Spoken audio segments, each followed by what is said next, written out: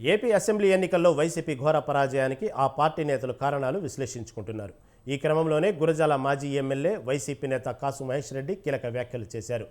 YCP ఓటమికి TDP విజయానికి కారణాలు ఇవేనంటూ వీడియోను సోషల్ మీడియాలో షేర్ చేశారు.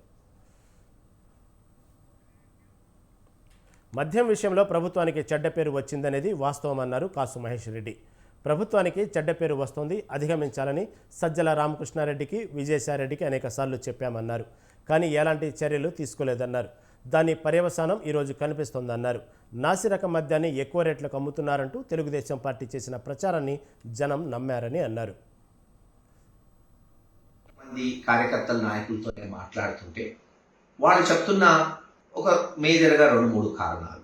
సంక్షేమం బ్రహ్మాండంగా చేసింది ఈ ప్రభుత్వం, కానీ లోపాలు కనపడుతుందైతే ఉదాహరణకు మనం తీసుకుంటే లిక్కర్లో ప్రభుత్వానికి చెడ్డ పేరు వచ్చింది అనేది వాస్తవం.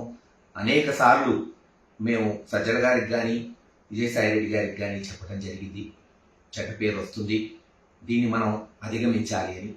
దురదృష్టకరం చర్యలు లేకపోవటం, మరి దాని పర్యవసానం ఈ రోజున అనేక మంది కాదు, దాదాపు 20-25% మంది రోజు ఈ లిక్కరు తాగేవాళ్ళు ఉంటారు, ముఖ్యంగా సన్నకారులు. మరి వాళ్ళు ఏదైతే తెలుగుదేశం చేసిన దుష్ప్రచారం, నాసిరకం మందు, మరి ఇది పనికిరాని మందుని అత్యధిక ధరకి అమ్ముతున్నారని తెలుగుదేశం నాయకులు చేసిన ప్రచారాన్ని వాళ్ళు నమ్మారు.